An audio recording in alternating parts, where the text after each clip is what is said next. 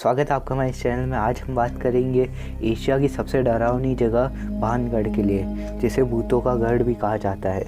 ये किला राजस्थान के जयपुर में अलवर में स्थित है, जहाँ इस किले में दिन में तो पर्यटकों की भीड़ रहती है, वहीं यह किला शाम होते होते बिल्कुल सुनसान और वीरान हो जाता है। गाँव वालों का मानना है यहाँ पर लोगों को यहाँ रात में औरतों के चीखने चिल्लाने की आवाज़ आती है। वहीं कुछ लोगों को तो यहाँ पर भूतों का एहसास भी हुआ है और भी यहाँ पर पैरानॉर्मल एक्टिविटियाँ भी कहीं ज़्यादा हो चुकी है। इसीलिए भारत सरकार ने भी यहाँ पर शाम 7 बजे से सुबह 7 बजे तक रोक लगा रखी है।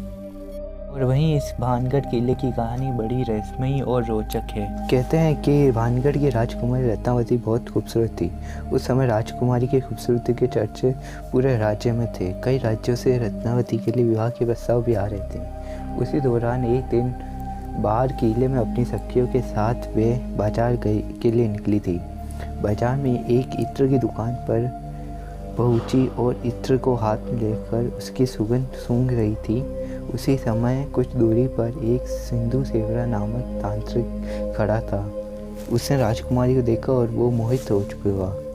वो तांत्रिक इतना रुक चुका था राजकुमारी की खूबसूरती में कि वो कुछ भी करके राजकुमारी को पाना चाहता था। लेकिन उसे ये बात पता था कि राजकुमारी उसे किसी भी हाल में नहीं मिल सकती, कि कहाँ भानगढ़ की राजकुमारी रत्नावती और कहाँ वो साधारण तांत्रिक। इसीलिए उस तांत्रिक ने राजकुमारी रत्नावती को पाने के लिए काले जादू का सहारा लिया।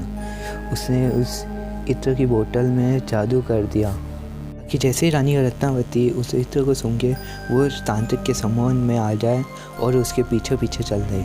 लेकिन तांत्रिक के इरादों के बारे में कहीं से राजकुमारी को पता चल गया, इसलिए उसने गुस्से में आकर उस इत्र की शीशी को एक चट्टान पे दे मारा।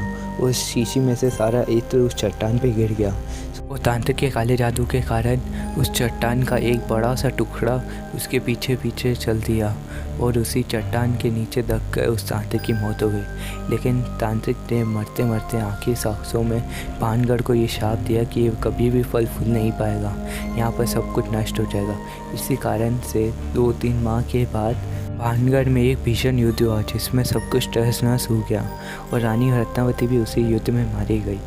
जब से माना जाता है कि यहाँ पर रातों को उन सब की आत्माएं और रानी की आत्माएं यहाँ पर नृत्य करती है और इनकी आवाज़ें दूसरे गांव वालों को भी सुनाई देती है। और इसी कारण से भानगढ़ को भूतों का गढ़ कहा जाता है। और भी आपको ऐसी वीडियो चाहिए तो प्लीज़ चैनल को सब्सक्राइब करें। वीडियो अच्छी लगी तो वीडियो को लाइक करें और भी कोई सजेशन तो कमेंट में जरूर बताएं। Thank you.